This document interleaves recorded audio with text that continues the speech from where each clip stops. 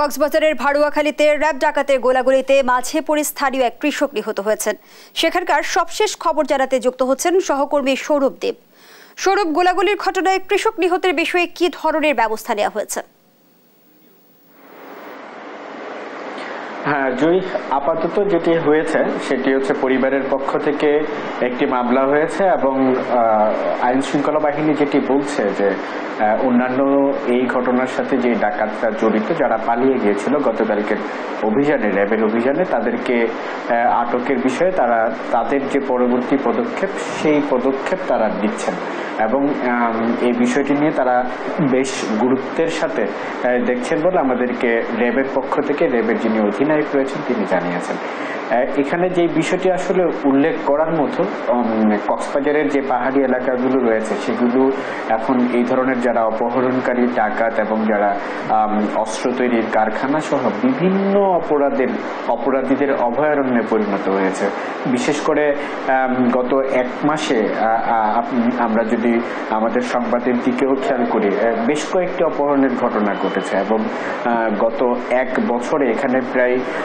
150-এর কাছাকাছি অপহরণের ঘটনা ঘটেছে এবং বেশিরভাগই আমরা যেটি দেখেছি যে টেকনাফের যে পাহাড়ি এলাকাগুলো রয়েছে সেখানে এই ঘটনাগুলো বেশ ঘটে থাকে এবং সেখানে মুক্তিপণের ঘটনা তো হর হামেশাই ঘটে, যে মুক্তিপণ দিয়েই যারা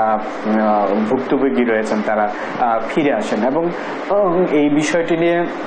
আইন শৃঙ্খলা বাহিনীকে স্থানীয় জনপ্রতিনিধিরা এবং স্থানীয়রা যেটি বলেন যে আইন শৃঙ্খলা বাহিনীর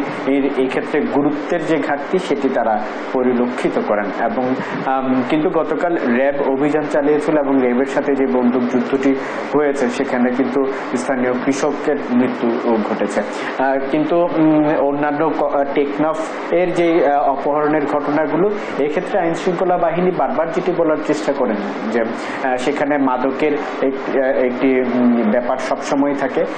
মাদকের আনা নেওয়া এবং মাদকের টাকা লেনদেনের করতে গিয়ে এই ধরনের অপহরণের ঘটনাগুলো ঘটে। কিন্তু আমরা যেটি দেখি যে এই ধরনের ঘটনার বাইরেও কিন্তু সাধারণ মানুষ, স্কুল শিক্ষক এবং কৃষক,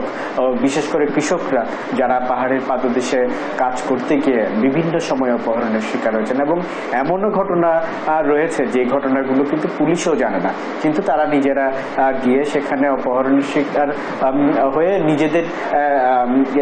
ডাকাত দল তাদের পরিবারের সাথে যোগাযোগ করেন এবং স্বজনরা মুক্তিপণ দিয়ে ফিরে আসেন। কিন্তু এইসব ঘটনার পরিপ্রেক্ষিতে কোনো ধরনের মামলা হয় না কিংবা পরবর্তীতে আর কোনো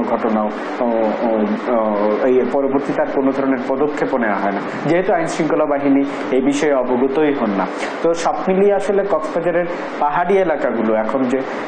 অপরাধীদের অভয়ারণ্য হয়ে গেছে, স্থানীয়রাও উদ্বিগ্ন এবং নানান সময় যে এখানে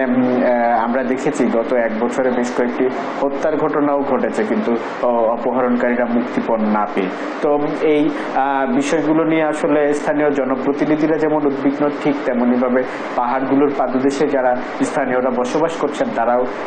বেশ আতঙ্কের মধ্যে দিন যাপন করছেন এবং গতকাল ভাড়ুয়াখালীতে যে ঘটনাটি ঘটেছে এবং সেখানে যে ডাকাত দলটির সাথে আসলে র্যাবের যে গুলি বিনিময়ের ঘটনা ঘটেছে, সেখানে যে অপহরণের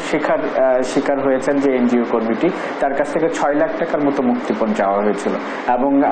যেই ডাকাত দল এই ঘটনাটি ঘটিয়েছে স্থানীয়রা বলছেন এই ডাকাত দলের ভয়ে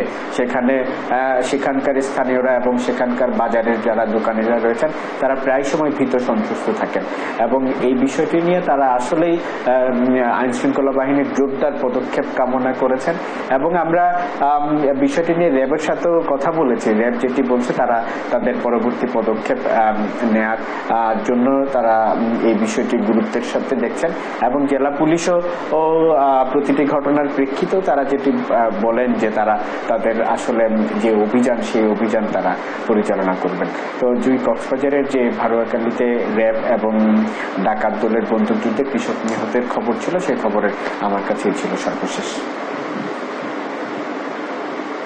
কক্সবাজার থেকে যারা ছিলেন সহকর্মী সৌরভ দেব।